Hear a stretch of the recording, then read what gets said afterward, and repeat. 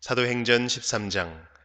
안디옥 교회에 예언자들과 교사들이 있었는데 그들은 바나바와 니게르라고 하는 시므온과 구레네 사람 루기오와 분봉왕 헤롯과 더불어 어릴 때부터 함께 자란 마나엔과 사울이다. 그들이 주님께 예배하며 금식하고 있을 때에 성령이 그들에게 말씀하셨다. 너희는 나를 위해서 바나바와 사울을 따로 세워라.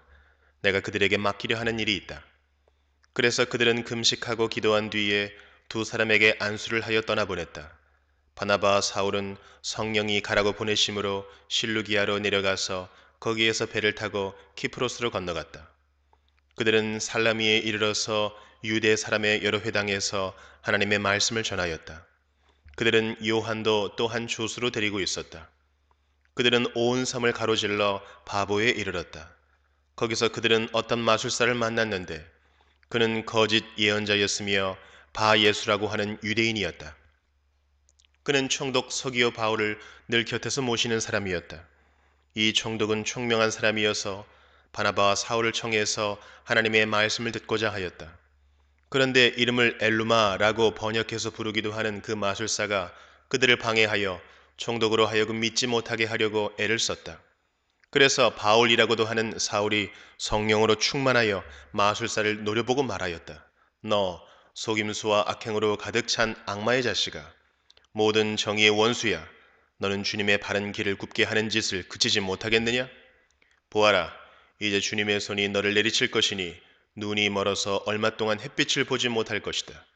그러자 곧 안개와 어둠이 그를 내리덮어서 그는 앞을 더듬으면서 손을 잡아 자기를 이끌어줄 사람을 찾았다. 총독은 그 일어난 일을 보고 주님을 믿게 되었고 주님의 교훈에 깊은 감명을 받았다.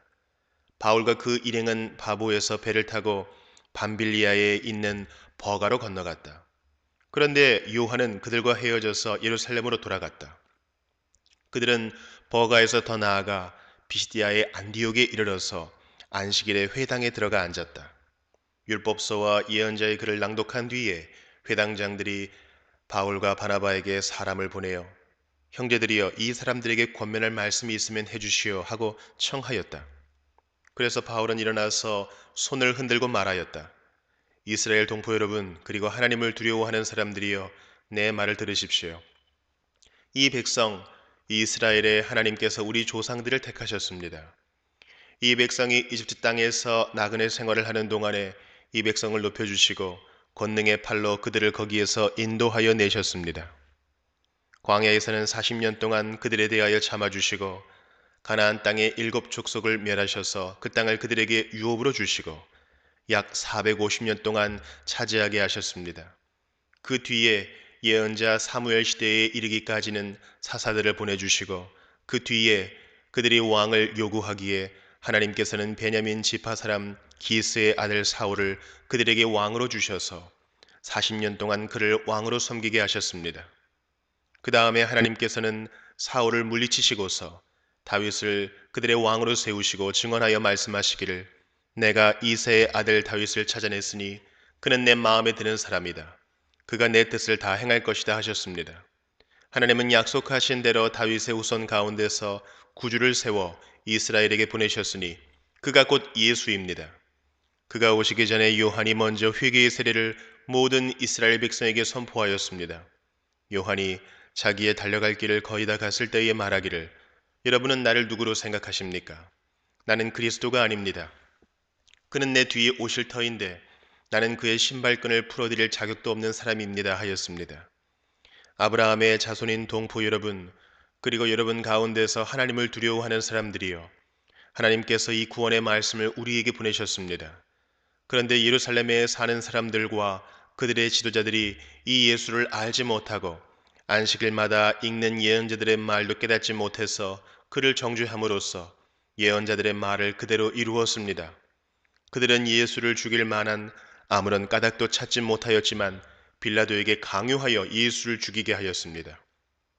이와 같이 그를 가리켜 기록한 것을 다 행한 뒤에 그들은 예수의 시체를 나무에서 내려다가 무덤에 두었습니다. 그러나 하나님께서 예수를 죽은 사람 가운데서 살리셨습니다. 그래서 예수는 자기와 함께 갈릴리에서 예루살렘으로 올라간 사람들에게 여러 날 동안 나타나 보이셨습니다. 이 사람들은 지금 백성에게 예수의 증인입니다. 우리는 하나님께서 조상들에게 하신 그 약속을 여러분에게 기쁜 소식으로 전합니다. 하나님께서 예수를 일으키셔서 조상들의 후손인 우리에게 그 약속을 이루어 주셨습니다. 시편 둘째 편에 기록한 바 너는 내 아들이다 오늘 내가 너를 낳았다 한 것과 같습니다. 하나님께서 그를 죽은 사람들 가운데서 살리시고 다시는 썩지 않게 하셨는데 이렇게 미리 말씀하셨습니다.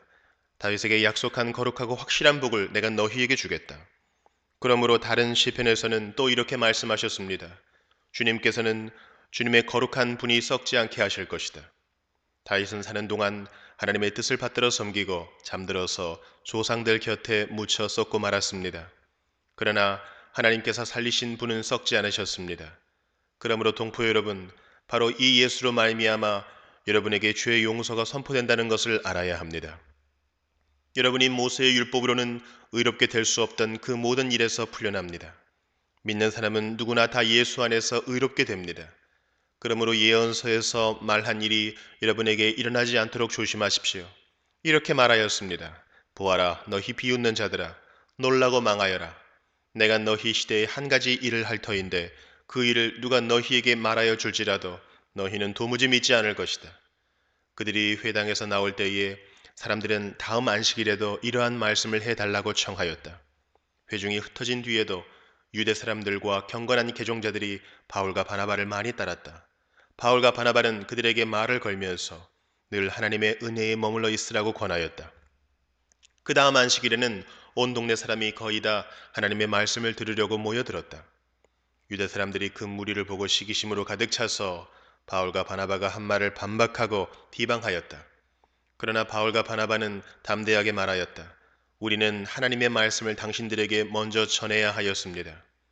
그러나 지금 당신들이 그것을 배척하고 영원한 생명을 얻기에 합당하지 못한 사람으로 스스로 판정하므로 우리는 이제 이방 사람들에게로 갑니다.